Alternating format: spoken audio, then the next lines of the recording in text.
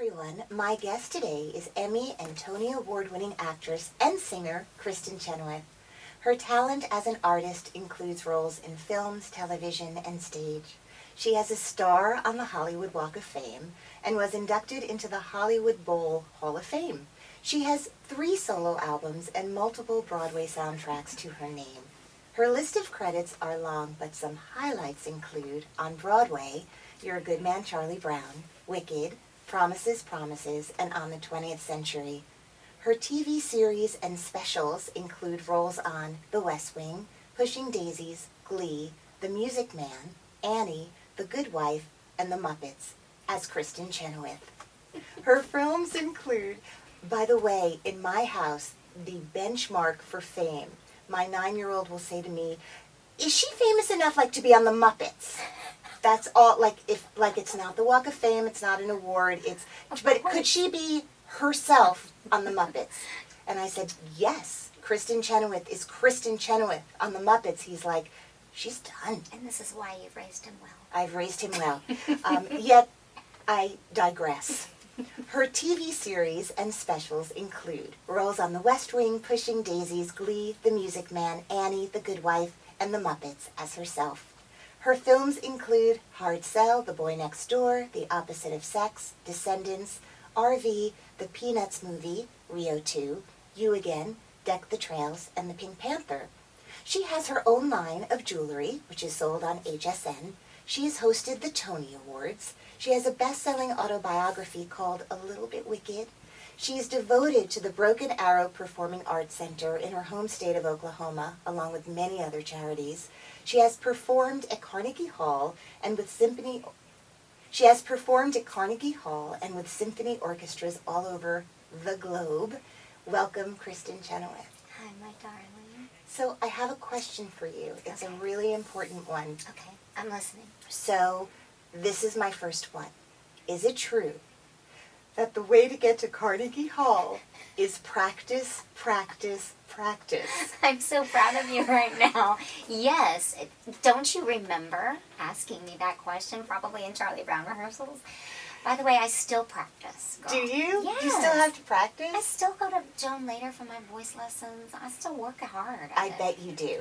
Okay, because, people, that's an expression that people use. And I still think it's hilarious. It's like a singer's joke, on a scale of 1 to 10, he's a 10-er. It's one of those jokes, but it always makes, look, you're laughing. Well, the problem with me is I've been trying to, think, how do I ask her that question and not laugh? Because I am notorious for laughing hardest at my own jokes. That's the thing that I'm best at. This I know. To the point where, people are I don't even understand what she's saying. Because you never even got to the end. That's why we love you. Don't ever change. I won't ever change. Well, so that was it. I just wanted to know that. And I know that it was a lot to come in to answer that, but that was the big one. I mean, if you want to make your Carnegie Hall debut, yeah, you're going to need to what? You tell us. Practice, practice, practice. Well, speaking of Carnegie Hall debuts, I imagine when you were a little girl in Oklahoma, maybe you didn't realize that this would actually be the trajectory of your life, that you would actually be one of those people who practice, practice, practice, and went to Carnegie Hall. So, looking back, what is it, 24 years now? Yeah, it's that. It's that. When did you know? We all know Kristin Chenoweth is the person who has the voice that can do things that really no other human on the planet has ever done before. So that's what we know. But when did you know? I probably learned at about age 7. I was, as you know, I grew up in church, and that was my first time to ever get a solo. I showed up for a choir audition for adults, and I told my mom to drop me off that there was a solo audition. Unbeknownst to me, it was for just the adult choir. But I did get it. And I did sing a song that went, I'm only 4'11", but I'm going to heaven, and it makes me feel 10 feet tall. Obviously, if I'd known that's exactly how tall I was going to grow, I might have sung a different song. I'm 7'11", and I'm going to heaven. I sang that in shul. Oy vey. I know. I just, talking to me is like just talking to my sister. But anyway, that's when I first knew, when I got that solo in church, I was like, I think I'm supposed to be a singer. And then it occurred to me over time that really what I was an actor Right. who loved to sing and dance. Yeah. And I think that's ultimately why I didn't go to opera school in Philadelphia after my master's, and I didn't hang in there with ballet my whole life. I knew, and we didn't have we didn't have shows come through town, and we didn't have that. So for me, it was PBS. I remember the first concert I saw was just a choir. I think the Mormon Tabernacle Choir at Carnegie Hall. They're very good. Aren't they good? Mm. And they showed it on PBS in Oklahoma, and I went, I want to sing there one day. So that's what happened. I mean, So then you went to Utah, and you married Joseph Smith. Joseph Smith, and all his wives were like, she's adorable. I'll totally take her. Sister Wives is so good. Do you watch it? I love Sister Wives. Fascinating. I feel like I loved Big Love. Did you watch that show? I can't believe you're saying that. I think it's one of the best shows of all time. I never missed an episode. Well, I was thinking the way that, that show, Sopranos and Big Love, did something really fascinating to me. Sopranos took a character who was a hitman, right? Yes. And completely humanized him. Yes. Like he really felt, you really felt for him, and you really sort of came to like, he's not such a bad guy. It's okay. Look at his mom. He had a rough mom. It's not He his did fault. beat that guy's face in, but he had every right. But that mother, but Big Love, like, there was this really wonderful way that they made it very romantic. I know. And even the compound, I was like, you know what? I think that prairie dress is becoming. Ilana, we have the same brain. I don't mind. This is why we love each other, because we understand. Totally. And I would love to be married to Bill Pullman. Who wouldn't? And He's hot. I'd be fine sharing him with all of my besties. So You have him on Thursday night. I'll take him Saturday. And I'd be relieved. Like, it's a lot every night. Relationships are hard. Their work. Their work. You can't just sit back with your hands behind your head going tweedledee, tweedledee. No, You have to their work. But if you have someone to pick up the slack for you on all those days, that seems amazing Is to this me. your way of asking me to marry you and your husband? It is my not so subtle way. This entire it's all a ruse. I'm ready. This is what it was for. I know. will. I will. I do. Mazel tov. Clack. Glut. That would be amazing. So you did sing at my wedding, and it was truly a remarkable thing to have that happen. So, Do you know what it was like? Oh, I'm so glad that. Ding. By the way, I think that was B flat. You would totally know that. I'm going to tell you something. When I sang at your wedding, for me, it's like weddings and funerals of people that you love so much, you get really nervous.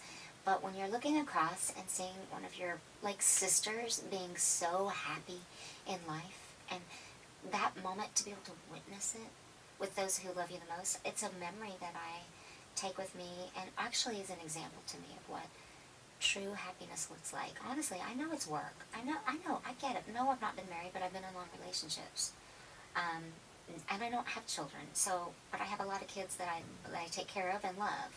So I can imagine for you to make that dedication in front of your parents, your sisters, me, all of us who love you, all of your friends, but to get to be us, to watch you be so happy. Oh, that's Anyway, so sweet. it was amazing to get to sing, but it was more amazing to get to be a witness to it. Oh my gosh. Well, thank you. You're welcome. Thank you. So back to you, I guess. Whatever. Snow comes up, Charlie Brown. It totally does. So there's a moment, as you said, where you felt like, I love to sing, but I also love to act. And you've been able to integrate those two things in such an incredible way. But one of the things I wanted to ask you about is, my daughter has a couple of girlfriends who are also super petite.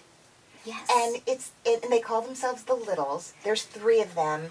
Each one of them are the most remarkable, brilliant, talented, lovely girls. Truly. And they're so lucky to have each other, because I think, like, there's power in numbers. Yes. But it is also a very defining thing to be a very small person in a world that is not all very small people. And I'm wondering, and you have such a big personality and so much confidence for someone who's so small. But obviously, at some point, you realized that your friends were growing and other people were growing and you were not. And I want to know if you can talk about that. Yes, I would love to talk about that. And that's such a great question because sometimes people are like, oh, you know, she's so short. Does she talk about it? Is she embarrassed?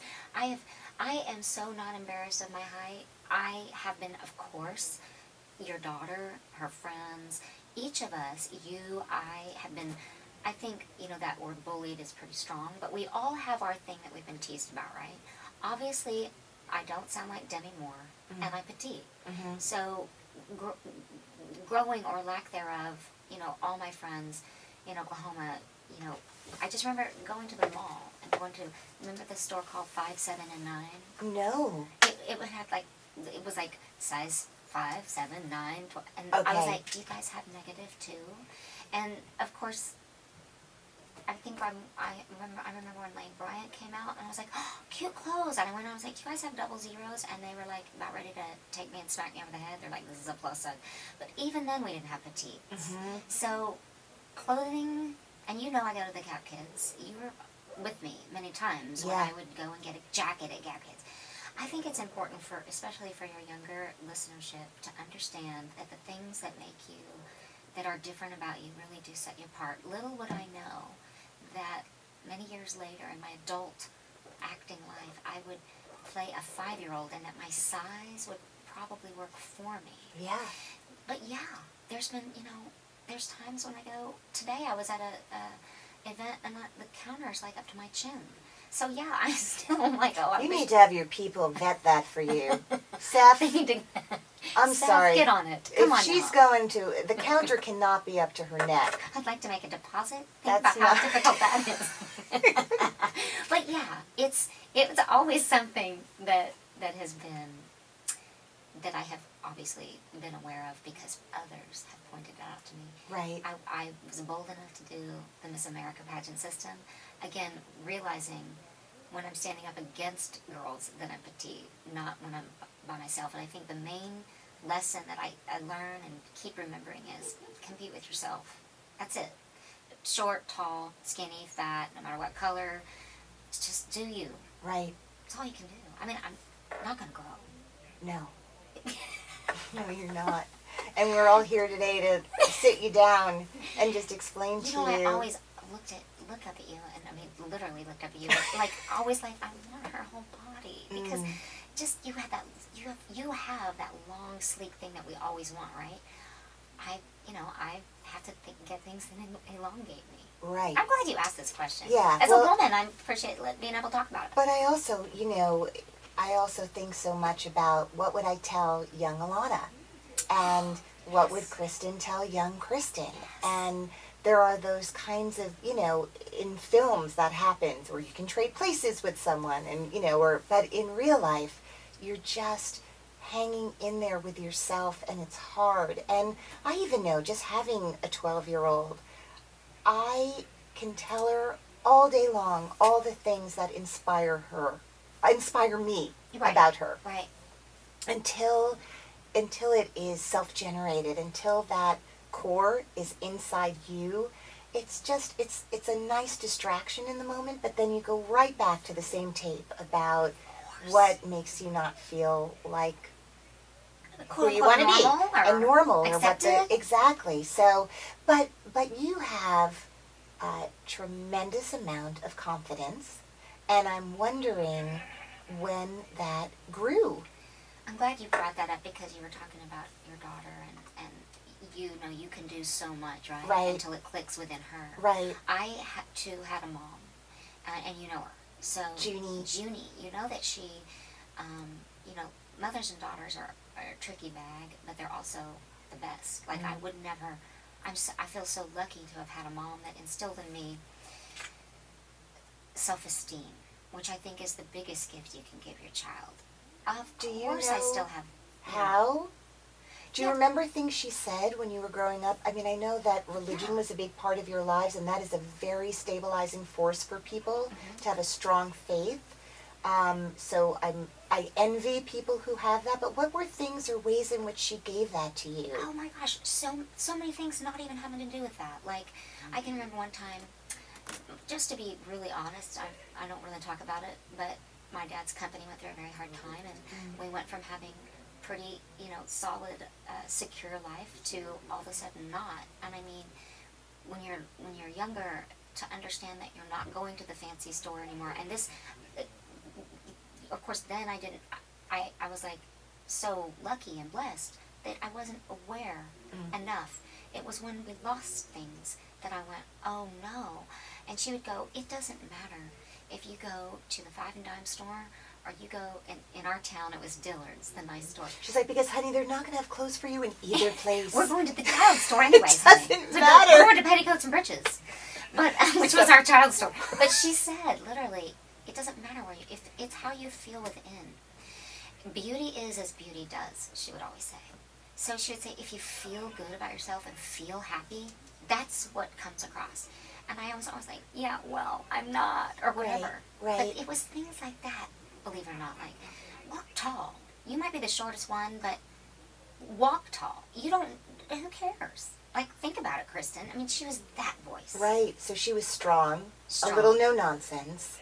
And very loving. much. Right. And super loving.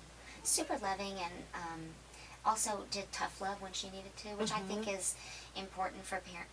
Look, it's easy for me to sit back and say, because I'm not a parent, quote unquote, but I do have a lot of kids in my life, and I think that one of the biggest problems that we have today in our society, forgive me for going off a little bit on a tangent, is entitlement. Because when I was little, my parents made sure we understood, even when we had stuff, they were like, you gotta work for it. It doesn't just come free. And be thankful. Say thank you. Right. And, what I did sometimes on the inside with an eye roll has become now a huge part of, listen, I have a lot of flaws, so many. I mean, that's another show, but I am a very grateful person for things. I think that's because of my parents. Right. I was thinking when you were talking about being small, I have I know that you were close to Prince. Yeah. And the only Prince story that I have, which is pretty humorous, is I was on a press junket with my friend Cynthia Nixon, Who I love. who we love, and I had the good fortune because her wife Christine could not go to London with her for the a premiere of the movie. Oh, fun. It was so much fun, and plus everyone thought I was Mrs. Nixon. It was amazing, and I wanted it to be true, but Christine is the most amazing woman in the world, and that dance card is full. Oh, it's full. But it was fun. It was fun to play a role, and we were joined by all these people that were involved in the movie, and her publicist at the time had also been Selma Hayek's publicist. Maybe she still is. Okay. And she told me that she had been to, Selma Hayek has a ranch somewhere, and there's a little guest house, and she came to breakfast one morning and she had found a little sweater, like a little Gap Kid sweater in the closet of the guest house, and she said, Selma, who was staying here? There's this adorable little sweater. And she said, it's Prince's. What? You're kidding me. It was Prince's. So was he, because he was quite petite as well, right? Petite. Let me put it to you this way. I knew him for a time, and he was, over the years, very encouraging to me. And, even though he was a friend that I didn't see. So how did you even connect with My Prince? manager called me Prince. Prince. It's Prince's. I mean, that's... Come on. I mean... That little gap. I can see it. I just want to... Me too. He is probably... Okay, so I'm 4'11". He was probably 5'2". And he also loved a heel, which I admired, and they lit up too. I remember that the heels lit up when he walked, which I wanted really bad. But my then manager called me and said, Prince would like to meet you, invite you to dinner. So I think I'm going there thinking I'm having dinner with a group, and it's just me and him, and all he wanted to do was talk about music. At his home? Yes. So you're like, oh, okay. Yes. And you're writing down 433. Okay. So you... And I drove up, and there was this huge gate with the symbol of Prince when he was not Prince. Oh, the Ankh. Yes. On the door. Formerly known as Prince. That's right. Yes. And then there was a big... It was like Little Orphan Annie's mansion. And there was a big staircase with a purple rug, and there was somebody waiting for me to greet me and take me into the library. And Who, like a butler? Like yes. Formal? Yes. Okay. And Miss Chenoweth? And it was so, I'm like, I think I was I remember being in a Gap jacket. I was like, oh, I should have dressed up. Yeah, you should have. It took me, you know I should have. And it took me to the library. And I wasn't snooping, but it's hard not to. With Colonel Mustard and a candlestick. Got it. Exactly. So I'm looking around, and I look in, and I see that he has a Bible, and he has some really other cool books, and I thought, you know, and he's definitely a spiritual person, and of course we got on great, and he. Tell me about the first moment, because most of us have not been in that situation, although we have been in libraries of people we don't know, maybe waiting for them to come down. But what's the very first moment? Like, this is Prince. Do you know what to call him even? Okay. How does he introduce himself? Okay, Prince. Okay. So there's this long hallway, and it was marble, and I heard. And I got nervouser and nervouser and nervouser, and it took forever. It was the longest clicking heels coming down the hallway I'd ever heard. I thought it would never.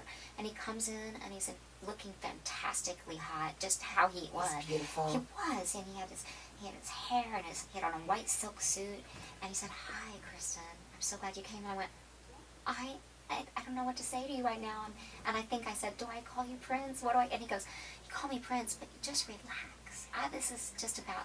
I just want to tell you how wonderful, how much you've inspired me." And I remember we had salmon, which I don't eat fish, you know, and I just remember hearing my mom's voice go, "You choked that salmon down. Eat it." Tough love. Exactly. You mentioned the tough love. Mothers and daughters. You eat that salmon. That's exactly what I'm going to beat you. I'm going to get you with that salmon. And I choked it down, Ilana, with my water. Oh. And then he goes, "Can I take you down? I want to show you something." And that I just left to watch, and took me down to his movie room, and he played Candide, this opera I did for PBS, and he played the aria I sang, and I said, no, we don't have to watch this. He goes, "No, I want you, I think it's important when someone inspires you that you admire, and you look at their skill, I want you to know that this is inspiring to me." And I mean, really? So you're watching your performance in the opera with him? With Prince. I said, Right. "Is Prince showing me?" What's happening right Yeah, now? I was like, "No." And then he said, "You want to see my guitars?" And I said, Whoa. I said, Yes, I do. I said, Well, "Yes." thank you. Who are you all of a sudden? I don't know. All of a sudden, I become. You're Loretta I Lynn. become Christy Dawn. Is what happened. You were. Which you we know go her. right back. You We'll know talk her. about. Well, we've been talking about Kristin. Yes, we Dawn. have. Yes. So we go down. I'm glad you asked me this. Yes. Because I never wanted to seem. I didn't talk about it then, and because I didn't want to cheapen it, you know. But now I he would love him this. so much. Oh, yeah. God, I mean, he's incredible. So we go down and we see all these guitars in this other room, and I mean, probably 30 on stands. And he said, "Do you want to play one?" I said, "Yeah." I'm terrible, but I picked up he goes, "Pick up that white one," and I picked it up. It had a pretty long grip and snake to it, and he goes, "Flip it over," and I flipped it over, and it was all scratched. I said, "What happened?" He goes, "That was Elvis's belt." Okay. I'm like, if I had a dog. We're out. We're out.